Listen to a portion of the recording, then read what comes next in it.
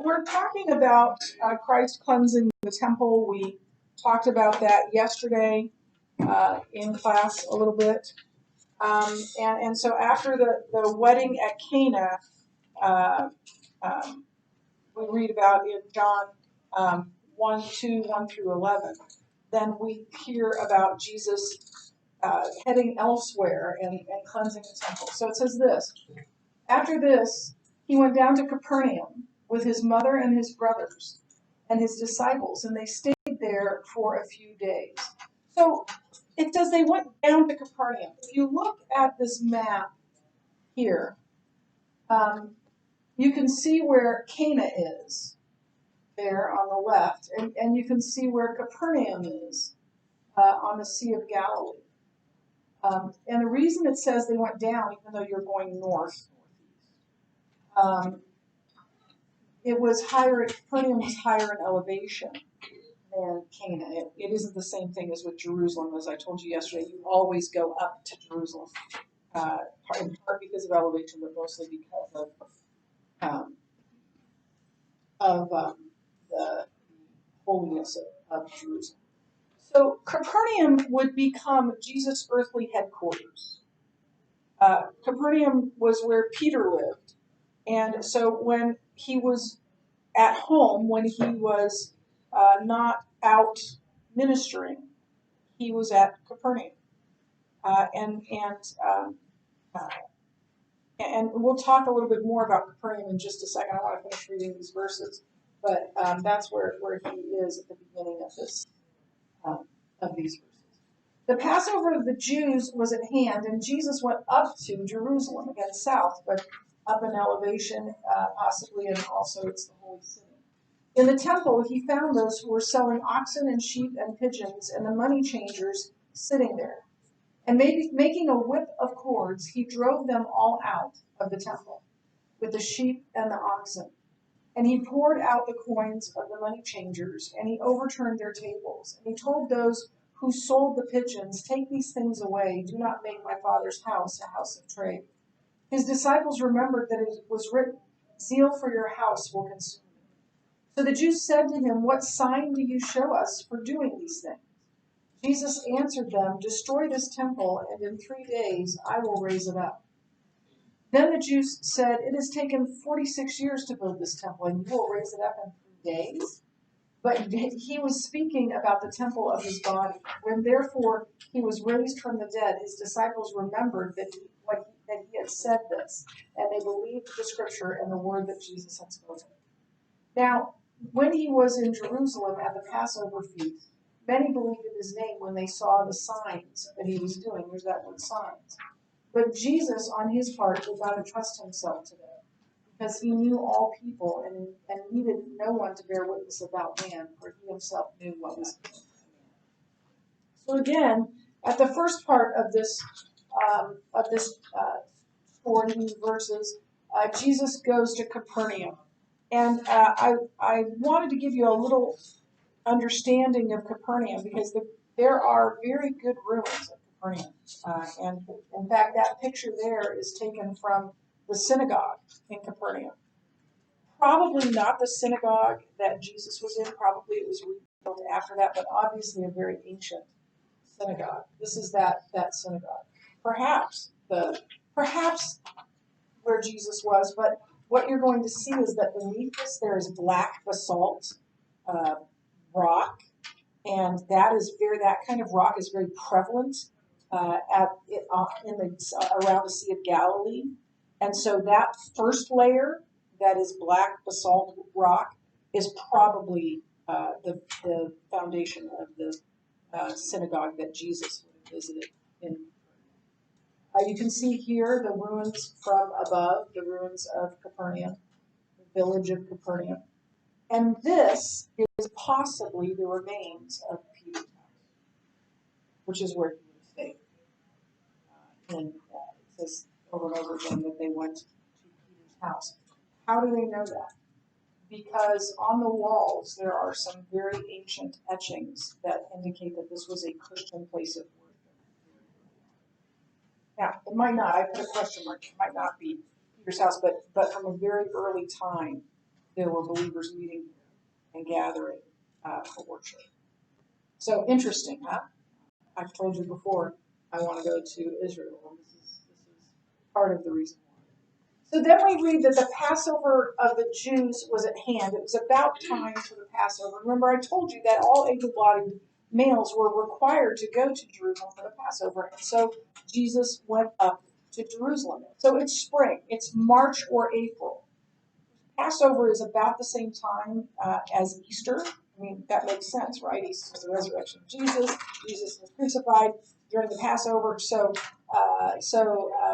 it's our Easter moves each year somewhere in March or April, and so now it's March or April.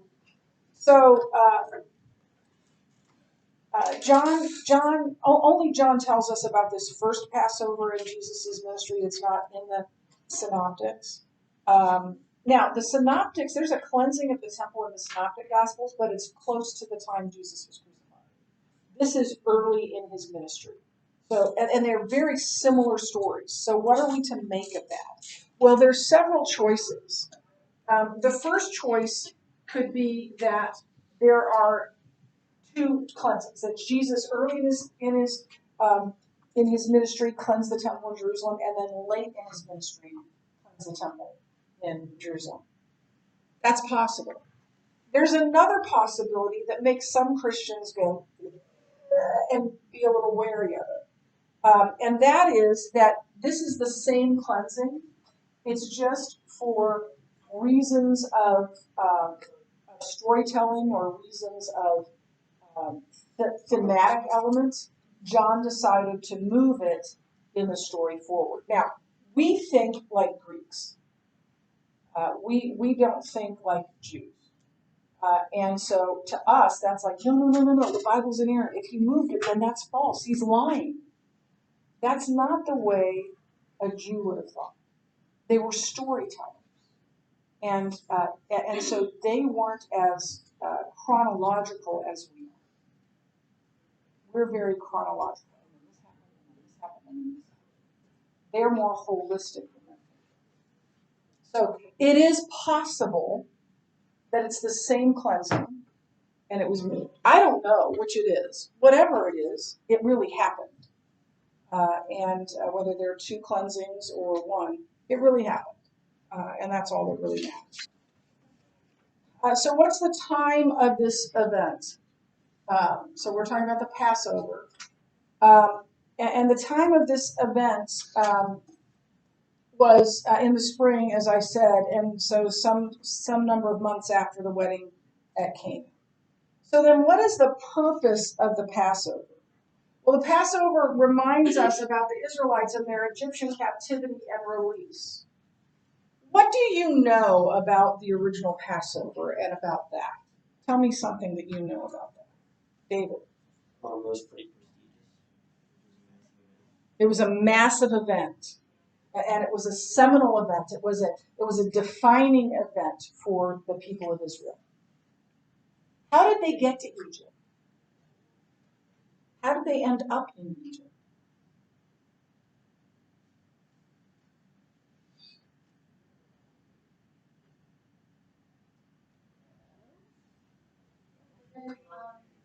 The 12 tribes of Israel go down there. Right. So why did they go to Egypt? Why did Jacob and his sons go to Egypt? To escape famine. And who was there in Egypt?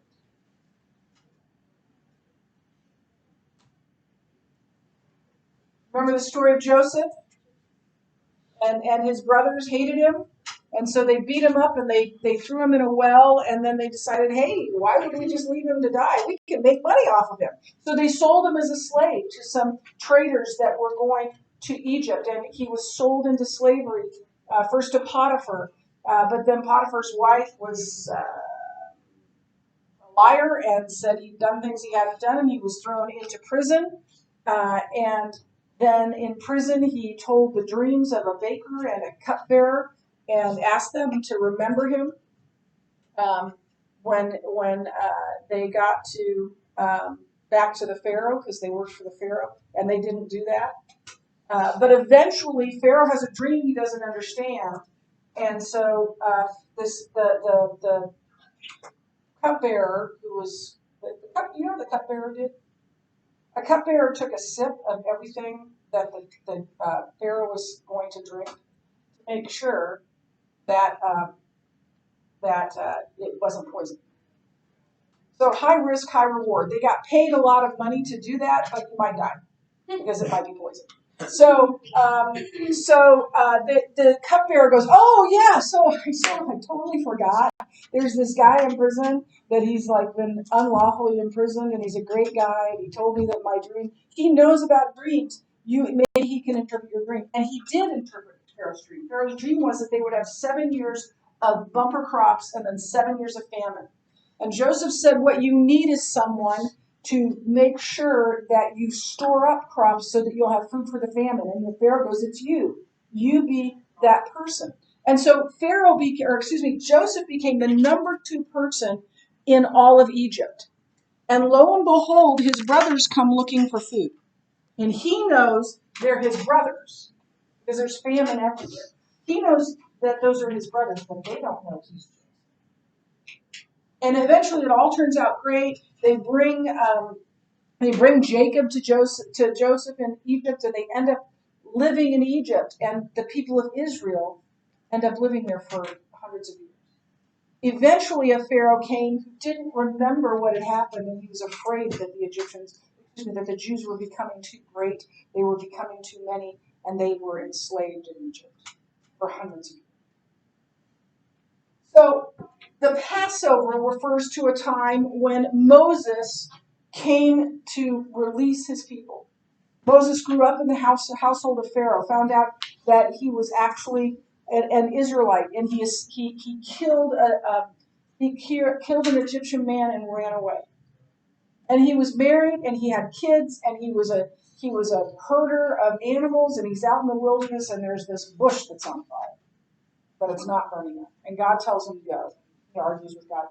So when he gets to Egypt, he tells Pharaoh, let my people go. And Pharaoh goes, no. And God brings a succession of 10 plagues on Egypt until finally the Pharaoh says he'll let the people go. A couple of times he said, okay, you can go. And then he goes, nah, not really. I want you to stay. But finally, after the last plague, the worst plague, he allowed the Israelites to leave. Anybody know what that plague was?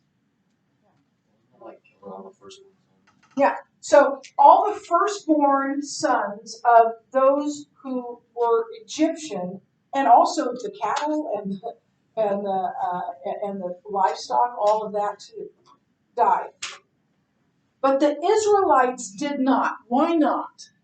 Why did they not die? Yes. They put like lamb's blood on their Lamb's blood over the door frame, over the top and over the sides of the door. And when the angel of death passed over, it passed over the houses that had the lamb's blood, and not the houses of the Egyptians, not the houses that they. That's why it's called Passover, because the angel passed over their houses. So this is to be celebrated every year. And so on the 14th day of the month of Adar, I think it is, no, Nisan.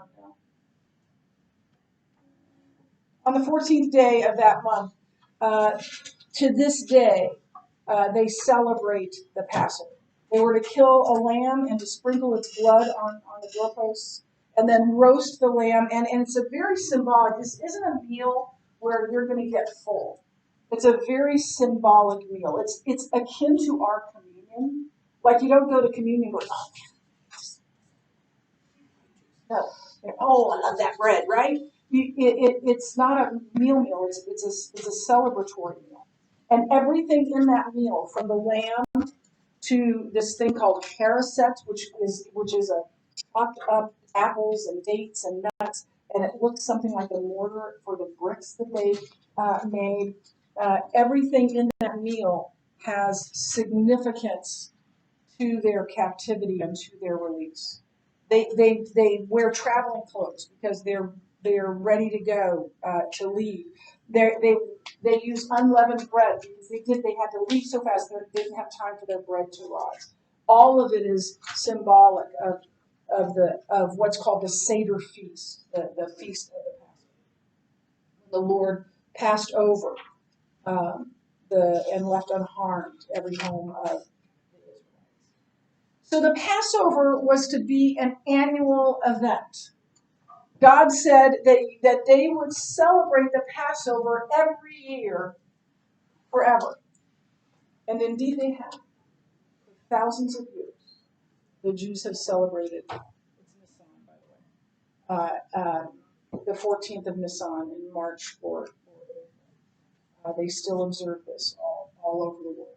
God commanded this feast to be celebrated through Moses.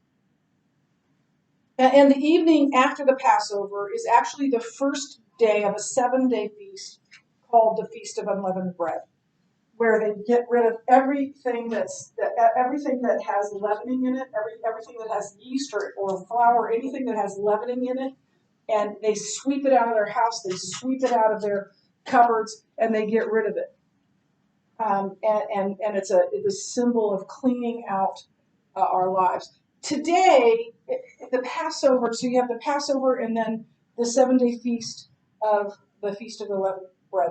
Today, the whole 8 days is kind of called the Passover. They're connected to one another. They're both connected to the Jews' release from captivity in Egypt. But technically, it's the Passover and the Feast of Unleavened Bread. Technically, it's two separate things. But they're kind of lumped together, the whole 8 days. So it's interesting that in the scriptures, or in this passage, it says the Jews' Passover. But in Exodus 12:11, we're told that it was the Lord's Passover. What point might John be making by calling it the Jews' Passover and not the Lord's Passover?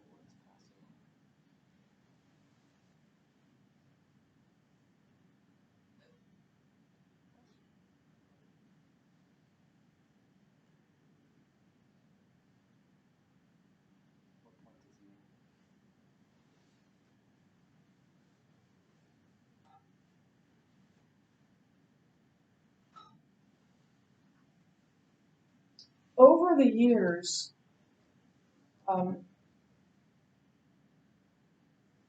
let me say this first. Maybe it's just incidental. Maybe, perhaps. But I think more likely it's intentional. Maybe it's not, but I think it is. Because over the centuries, the Passover had degenerated, and Judaism had degenerated, particularly when we get to Jesus' time. And so it became more of a cultural thing than a celebration of God. So now instead of being the Lord's Passover, it is the Passover. And that's completely possible. So now we see even more degeneration coming with this situation in the temple, where there's commercialism and buying and selling in this place of worship. And it had become very commercial and not so much spiritual. I don't like Christmas. And every person, every man, every family was to bring a lamb or to bring an animal to sacrifice at the Passover. And there was a lot to do. They were traveling a long way and they were bringing their families oftentimes. And so it became easier to buy that animal in Jerusalem than to take it with you. I get that. For the last 10 years or so, we have celebrated Thanksgiving in Kansas City with my sisters and their families. we can have as many as 28 people under one roof for Thanksgiving. And I'm in charge of the pies. So I usually make somewhere around 10 to 12 pies to take before we leave. I'm in charge of breakfast on Thanksgiving morning, which is from scratch pumpkin pancakes. Yeah. Your senior year, you might get some. And then I'm in charge of the pumpkin fluff, which my nephew Jack must have. So I'm kind of all things pumpkin. I also do the turkey, but I don't have to do that until I get there.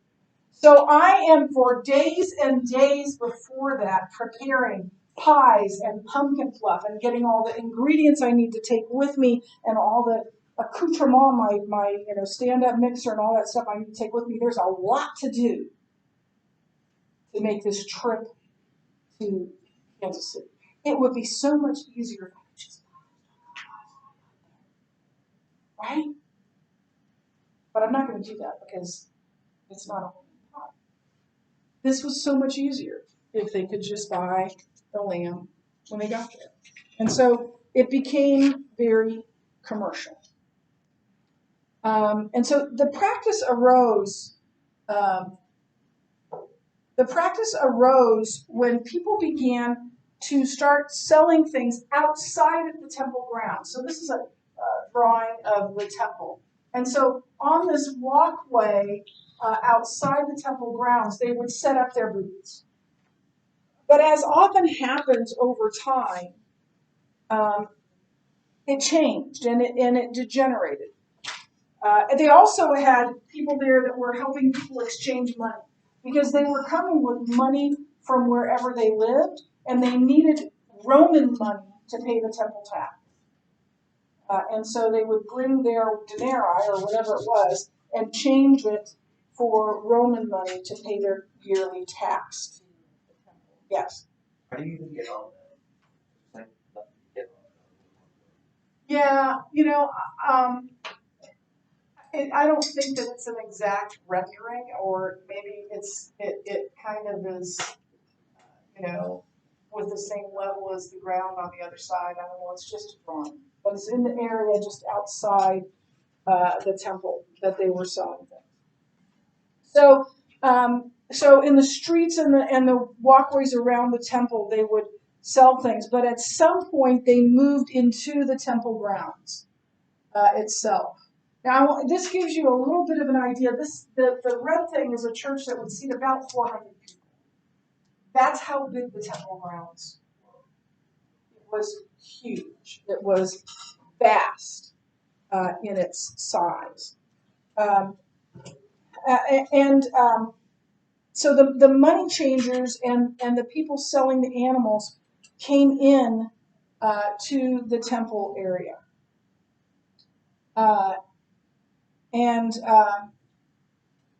It began in this area, in the area of Solomon's Porch. I think it's Solomon's Porch. And they began selling inside the temple. Think Black Friday inside your church. Yeah, people are grabbing things from each other and they're pushing each other around. And trying to steal the chairs. I want that. I remember my sister once, and this is way back when Josh was little, right? My sister, to me, Black Friday has always been a sport. Like there's strategy, there's things and I used to lay out a whole strategy for Black Friday. I don't do that anymore. I've matured a little bit. But I do remember the time that my sister, who is completely unathletic, I'm the only one that was an athlete in my family at all. Nobody liked sports, nobody nothing. And my sister Georgie and I wanted a Game Boy. This is a long time ago, right? For Josh. And there was one left. And she nosed someone out, grabs it, flings it at me, right? And I catch it. It's like, yeah, we got the Game Boy, right? Imagine that. Imagine that in your church. That's kind of what's going on here. It's chaos. There are animals everywhere. Imagine the smell, right? there's animals everywhere. There's people exchanging money, and all in the confines of this holy place. Now, it was in the court of the Gentiles originally, which was a place where everybody could come. But it was a huge area that was filled with people that were exchanging money and selling items. And this, by the way, the temple was surrounded, that's what this is shown, by these porches, these areas where you could walk, and they were huge. In fact, this is a person right here. So yeah, they were absolutely huge and grand, and they would gather under here when it was bad weather outside, rather than in the open court of the Gentiles. And hundreds of thousands of people would come, both Jews and Gentiles. Now, the Gentiles couldn't go beyond this court of the Gentiles. They couldn't go anywhere beyond the court of the Gentiles, but they could go in, and they would have hundreds of thousands of visitors to the temple every year. I'm going to read this to you from a guy named Dr. Edersheim. It says, the great court of the Gentiles, which formed the lowest or outer enclosure of the temple, was paved with the finest variegated marble, so it was a marble floor. According to Jewish tradition, it formed a square of 750 feet. The name is derived from the fact that it was open to all, Jews and Gentiles, provided they observed and prescribed rules of decorum and reverence. In this court, tradition places eating and sleeping apartments for the Levites, for the people who worked in the temple and the synagogue. The noise, especially on the eve of Passover, must have been most disturbing, for there were oxen, sheep, doves, selected as fit for sacrifices, were sold as in a market. And here were those tables of money changers which the Lord overthrew when he drove from his father's house,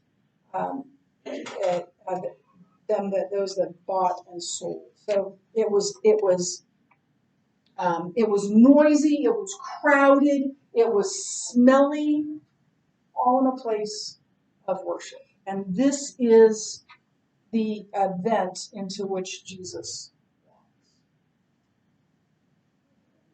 walks. The Passover of the Jews was at hand, and Jesus went up to Jerusalem. So this says the master of the event. Is this a story about the temple? No, this is not a story about the temple. It's not even a story about the cleansing of the temple. What's John's purpose in the Gospel of John?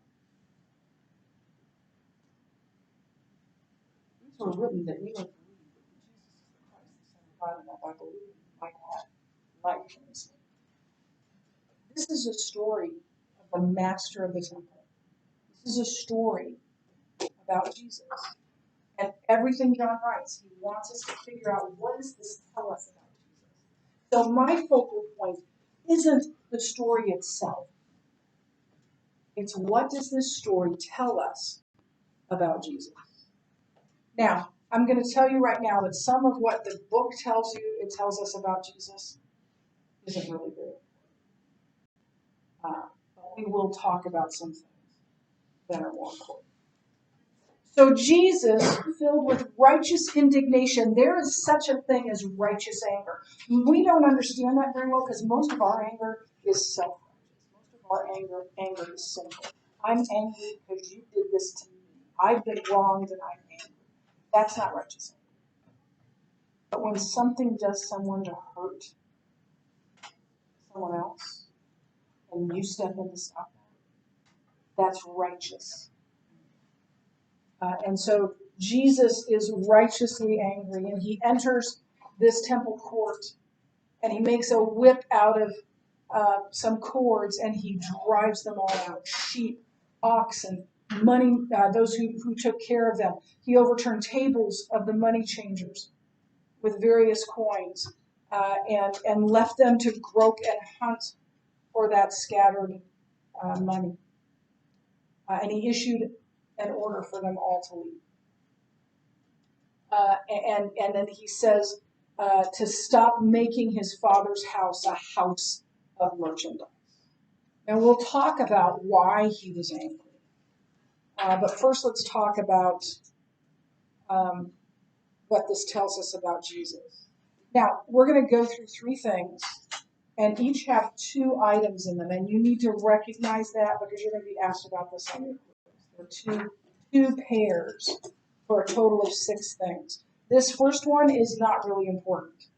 This isn't really what it tells us, but it has a place for you to write something down. So the boldness and strength of the Lord. The thing I'm supposed to say here that it tells me to say that I don't say very much about what it says here, Christ was no sissy. I don't know why that matters, but he was bold and he was strong. He was God, right, in the flesh. And so he boldly commanded these people to leave. The second thing is much more important, the holiness and wrath of God. We don't like to hear about the wrath of God. We don't like to hear about the anger of the righteous anger of God, but it is true.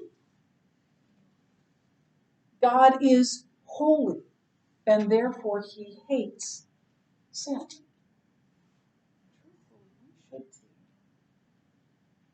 My sin, your sin, but Jesus on the cross.